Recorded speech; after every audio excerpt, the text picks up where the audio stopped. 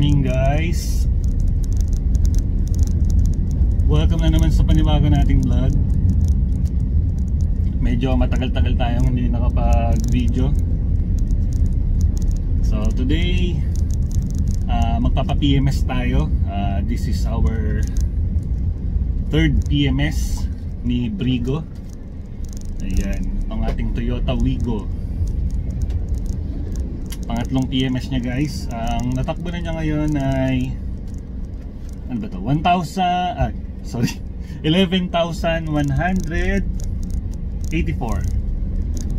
So pangatlo niya, yung una 1,000 kilometers. So kailangan natin siyang i-first PMS nun. Actually hindi, sorry, hindi pala PMS yun.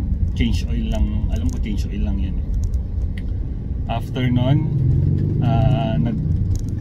ginawa natin is every 5,000 kilometers. So 6,000 yung sumunod na PMS, and then ito 11,000 na siya.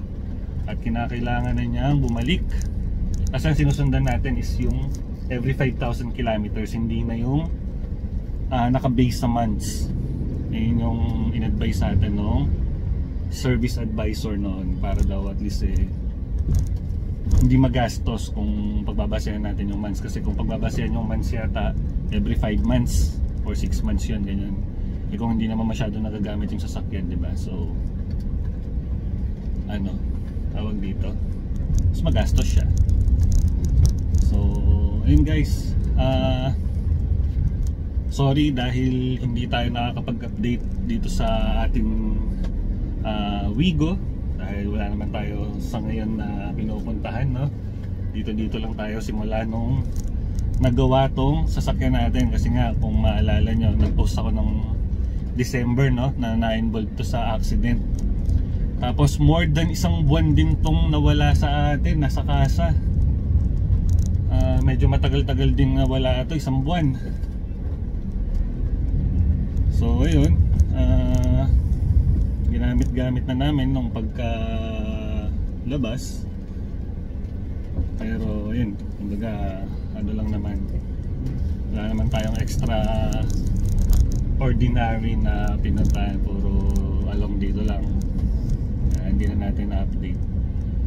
Pero ayun, siguro tanong ko lang din sa inyo, no, kung na-experience nyo, no, ganun ba talaga katagal yung paggawa? Kasi inabot na ng isang buwan eh. Kung makikita nyo, siguro favor na lang din, tingnan nyo na lang yung damage na nangyari dito sa Wigo namin. May video naman to, so ano na lang, pa-assess na lang kung gusto niya lang naman. Kasi yun nga, nagtataka ako, tagal.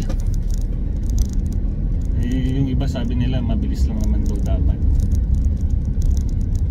So anyway, ayan, tingnan natin. Ito na yung unang PMS na hindi na free ang labor. Unang PMS na to. Kasi yung 2 PMS na to ay tawag dito, free labor. So ayan, tingnan natin kung magkano yung aabutin, no? Sana wala nang mga papalitan dito or ano mang diferensya, no? 1 year pa lang naman to, itong sasakyan natin. Ayan, schedule tayo 11:30. So 11:08 na ngayon. So siguro quick assessment, no, sa 1 year na paggamit natin nito ni Brigo. Uy, kumigil yung camera. Ayan. So ayun, wala namang problema. Ganun pa rin for me. Masarap pa rin gamitin tong sasakyan na to dahil pakaliit. Fan ako ng maliit na sasakyan. Nakakatuwa yun. Kasi syempre para ka lang nagdadrive ng bumper. Napakadali sa likuan, napakadali sa parking. Sa isang buwan, hindi naman ako yung tipong, sa isang taon hindi naman ako yung tipong na ano, nabitin dito kay Brigo. Siyempre bitin pag may mga kasabay ka na ano, malalakas. Ayan, iwan si Wigo, tas hirap siya sa overtake pag sa open. So ayun guys, medyo nagloloko yung yung video natin. Mamaya na lang natin ituloy pagdating doon. Kwento ko na lang pagtapos ng ng PMS. Tingnan natin kung magkano aabutin yung natin, PMS natin for the third time. So yung mga naunang PMS natin, naka-video naman yan. Nandun, naka-indicate din or pinakita ko rin naman kung magkano yung nagastos natin sa mga previous PMS. So ayan. Sige guys, focus muna tayo, malapit na rin tayo kasi naka-appointment tayo for 11:30 at ilang minuto na lang, mag 11:30 na, sana sakto ang pagdating ko. So ayan, let's go!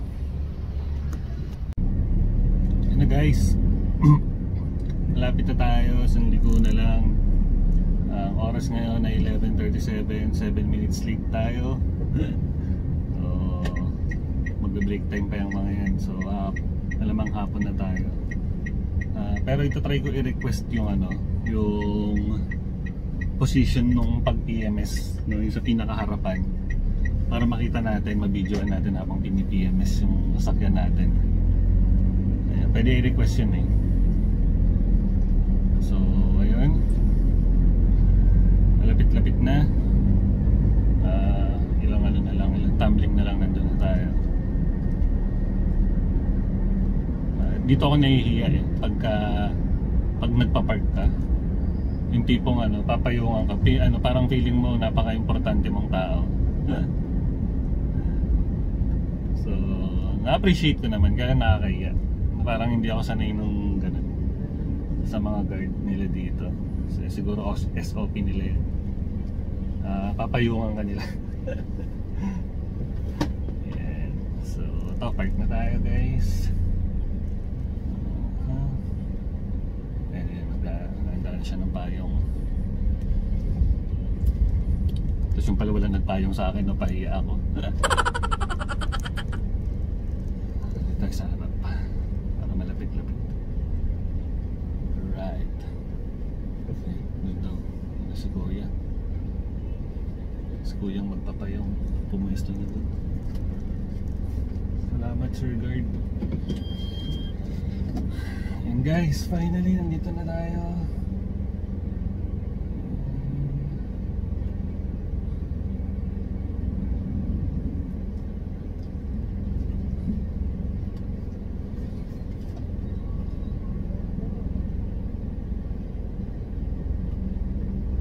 Oops. Sorry. Thank you sir. Maraming salamat sa pagpunta niyo. Sir, pa-PMS lang po. Good morning po. Good morning, sir. Ililista po ba ito, sir? Yung Odometer po. 11,192.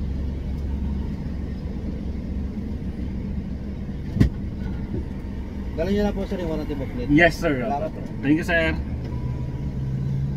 Mali, hindi pala ako pinayungan. Iniwan ako. Akala ko papayungan ako. Usually nagpapayong. Okay lang. Ang ganda pa ng entrada ko, sabi ko hindi ako sanay nung pinapayungan, mambira. Sabi iniwan ako. How dare you, kuya? Joke lang. Gusto ko nga yung ganun eh. Ayoko nung ayoko nung ititreat ako nung ganun. Hindi ako sanay. I'm shy, so kunin lang natin itong barya. So pinapakuha nila yan eh. Kahit may tiwala naman ako sa kanila na hindi nila babawasan to, baka dagdagan pa nila. So kunin na natin. So sige guys, pampabigat lang to sa bag natin muna. Ayan. So tayo aircon. Ayan. kailangan tandaan natin yung mga meron tayo dito sa sasakyan. Let's go!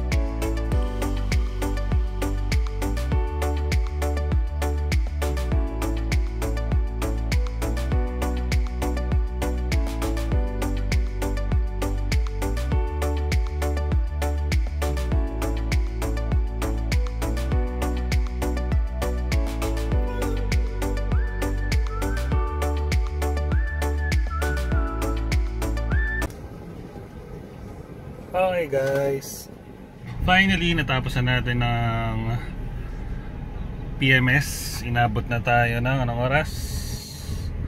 4:26 na. Medyo natagalan. Doon nagtagal tayo sa ano guys, sa tawag dito sa wait lang, sa ating pag-aantay sa car wash. Yan, hinintay ko na, sayang eh. Para kahit paano eh matindi-tindi yung binayaran natin guys, oh. Ayan ang binayaran natin para sa ating third PMS dito sa Toyota Fairview.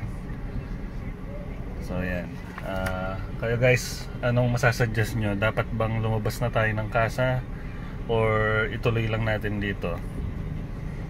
So, pa-comment down below na lang kung ano yung mga ginawa nyo sa inyong mga sasakyan, kung inilabas nyo ba siya. So, babalik tayo sa susunod na 5,000 kilometers. Ang sabi, mababawasan daw yung babayaran natin sa susunod na PMS. So, yun lang guys. Maraming salamat sa inyong pagsama. Hanggang sa muli. Babush!